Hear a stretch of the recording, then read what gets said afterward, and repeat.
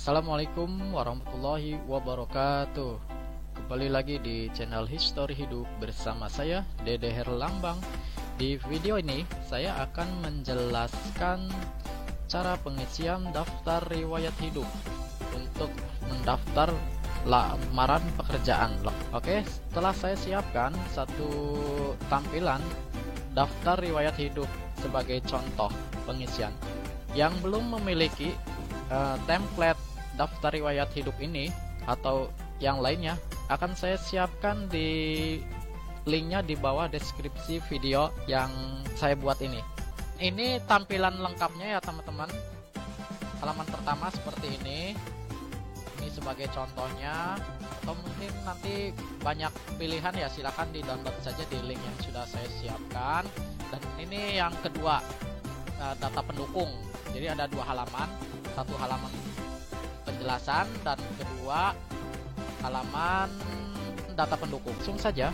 Pertama-tama di sini saya mencantumkan foto, diusahakan foto terbaru ya teman-teman, dan memiliki latar belakang atau background warna merah. Selanjutnya adalah data pribadi. Data pribadi meliputi nama lengkap, pelamar.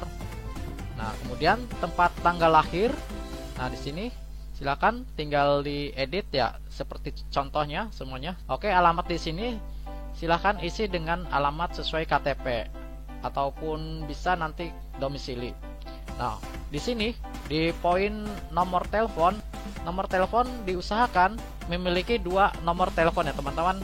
Ketika nomor satu terdapat suatu masalah di jaringan, maka HRD akan memanggil di nomor telepon yang satu ini. Kemudian yang paling terpenting lagi adalah email. Email ini harus diisi ya teman-teman, untuk panggilan melalui email atau panggilan resmi dari HRD-nya ke si pelamar. Selanjutnya adalah di menu pendidikan. Di menu pendidikan ini silakan isi pendidikan atau sekolah terakhir yang pelamar miliki ya teman-teman. Di sini saya contohkan pendidikan terakhir saya adalah SMK Negeri 1 Cianjur dengan teknik listrik. Nah, dengan nilai akhir 29,35. Ini diambil dari SKHUN ya. Dan selanjutnya adalah pengalaman yang harus diisi adalah pengalaman yang paling terakhir berada di posisi teratas, teman-teman. Nah, ini pengalaman yang paling terakhir ditempatkan di paling atas. Kemudian disusul dengan pengalaman kerja di sebelumnya. Nah, namun gimana jika pelamar yang baru lulus atau tidak memiliki atau belum memiliki pengalaman pekerjaan? Nah, pengalaman pekerjaan ini silahkan kalian bisa mengisi dari kegiatan PKL atau magang. Bahkan bagi Anda yang sudah mengikuti pelatihan kejuran di Dinas Tenaga Kerja atau di BLK, bisa dicantumkan di poin ini ya teman-teman. Nah, silahkan isi dari magang atau pelatihan kejuruan tadi. Diusahakan diisi sebanyak mungkin ya teman-teman untuk pengalamannya yang telah didapat. Di sini saya cantumkan yang paling atas adalah Dinas Tenaga Kerja dan Transmigrasi, Balai Latihan Kerja Kabupaten Karawang sebagai instruktur di periode April 2022. Nah, ini sebagai contoh. Dan sebelumnya saya bekerja di PT Sucia Manufacturing Indonesia sebagai teknisi di periode Februari 2018 hingga April 2022. Nah, untuk konsepnya seperti ini ya teman-teman. Silahkan dirubah sesuai dengan pengalaman kerja masing-masing atau pelatihan ataupun magang. Oke, di menu selanjutnya adalah menu pendidikan non formal. Nah, teman-teman, silahkan isi pendidikan ini sebagai seminar atau kegiatan-kegiatan yang lainnya ya teman-teman. Nah, seperti contoh yang saya buat ini, saya mencantumkan 3 buah seminar, di mana seminar itu adalah di poin 1 adalah seminar dan workshop PLC pemrograman SCADA dengan CITEK di STT Inten Bandung sertifikat. Kemudian di poin 2 adalah seminar dan workshop PLC pemrograman HMI touchscreen dengan CX1 dan CX Designer di STT Inten Bandung bersertifikat. Kemudian yang ketiga adalah seminar dan workshop robot mobile dengan microcontroller AT89S51 atau 52 di STT Duta Bangsa Bekasi sertifikat. Nah, kemudian ini yang paling penting ya teman-teman, di poin keahlian silahkan teman-teman cantumkan keahlian sebanyak mungkin ya teman-teman. Seperti contohnya di sini saya telah contohkan ada 7 poin keahlian yang saya promosikan atau yang saya isikan. Di antaranya adalah yang pertama di poin 1 automation. Nah, dengan deskripsinya mengerti PLC dan pemrogramannya, produksi dengan sistem automation mesin dan operasional gedung dengan sistem bus, building automation system, menguasai sistem CNC. Di poin kedua adalah di electrical. Di electrical ini saya dapat membaca gambar wiring atau ladder.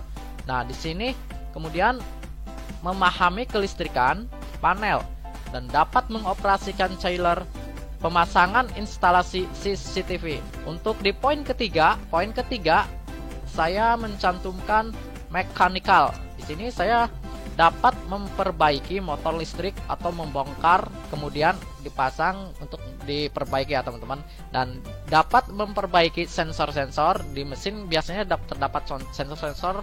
Kemudian memahami perbaikan atau pemasangan CCTV. Yang keempat adalah di plumbing. Plumbing itu di sistem air atau pemipaan ya teman-teman. Di sini saya memahami sistem plumbing hidran. Plumbing hidran itu untuk kebakaran. Memahami sistem plumbing air bersih. Memahami sistem plumbing STP. STP ini pengolahan air limbah untuk diproses agar hasilnya dapat dipergunakan kembali airnya untuk penyiraman tanaman ya khususnya. Kemudian selanjutnya adalah memahami sistem proses STP. Nah, ini pemahaman juga, saya mengerti proses STP ini seperti apa, dari mana awal air masuk, kemudian hingga air dapat digunakan kembali untuk menyiram tanaman. Kemudian di poin 5 adalah komputer, menguasai Microsoft Office dan mengerti banyak program software pemrograman seperti AutoCAD, PLC program, PABX, Hydran, dan lain-lain, dan dapat membuat laporan harian, bulanan dengan komputer. Di poin 6 adalah kestabilan perusahaan. Kestabilan perusahaan bertindak dan menjaga kestabilan finansial perusahaan. Pengoptimalan pemakaian air, listrik, dan equipment perusahaan. Menghandle leader dan manpower saat berhalangan masuk. Untuk di poin 7, di sini saya memiliki kemampuan di Kaizen. Nah, di sini di Kaizen ini membuat sistem Kaizen mesin, membuat sistem mesin, kontrol kelistrikan mesin, 2, kontrol troubleshooting mesin yang bermasalah, melakukan perawatan dan perbaikan mesin, melakukan checklist dan membuat laporan setiap akhir bekerja, baik itu harian, mingguan, dan bulanan. Oke, demikian untuk poin-poin yang saya buat di contoh CV ini di lembar pertama.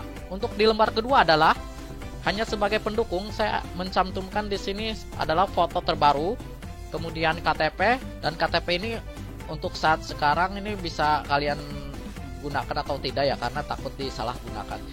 Kemudian di selanjutnya adalah ijazah terakhir. Ijazah terakhir depan dan belakang boleh, atau depan saja. Terus SKHUN. Nah, ini SKHUN. Kemudian transkrip nilai. Kalian juga bisa menambahkan kartu kuning dari Dinas Ketenagakerjaan sebagai bukti pelamar pekerja atau peserta yang sedang mencari pekerjaan yang belum memiliki pekerjaan. Bisa juga menambahkan sertifikat serta menambahkan paklaring ya teman-teman, karena sangat penting. Oke, demikian cara pembuatan CV kreatif. Alhamdulillah dengan CV konsep seperti ini aja saya selalu dapat panggilan meskipun setelah bekerja, dan sifatnya terus menerus ya teman-teman. Ini terbukti dari pengalaman saya mulai 2009 ke 2012, kemudian dilanjut 2011 ke 2013, kemudian dilanjut kembali di 2013 hingga 2015, dan ini selalu berkelanjutan ya teman-teman. Ini alhamdulillah hingga sekarang. Oke, yang belum subscribe silahkan di subscribe bersama saya Dede Herlambang. Assalamualaikum warahmatullahi wabarakatuh.